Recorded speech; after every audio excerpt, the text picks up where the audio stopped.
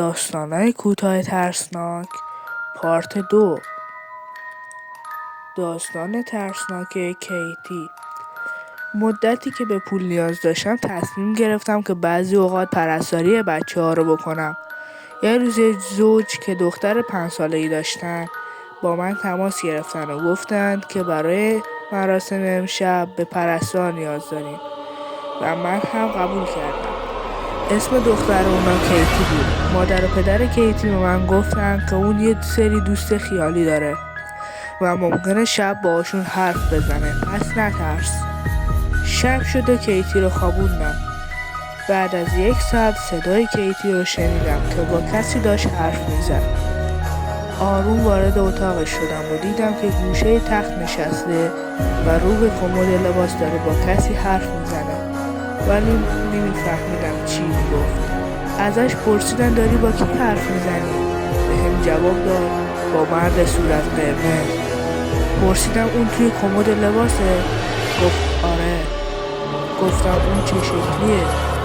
کیتی با صورتی که انگار شوکه شده به من نگاه کرد.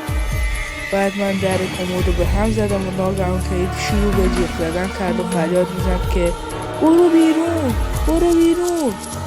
اون مستقیما به من نگاه میکرد. کیتی گریه نکن. شروع کردم با آروم کردن اون.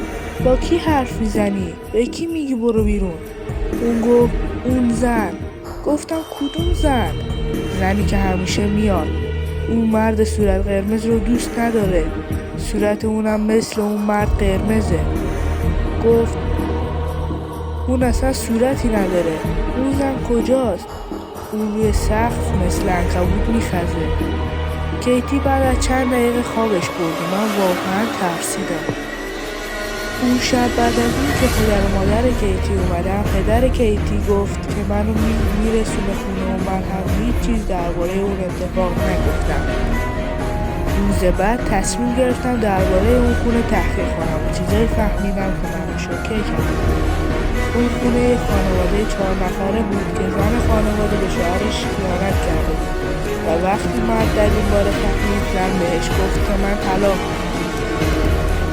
بعد از اون مرد دچار نفرت و جنون شده. یک روز دوست زنش رو زنده کند و 2 فرزندش رو کشت. بعد از این که به خودش اومد و فهمید چی کار کرده، توی کمد لباس خودش رو به دار آویخت.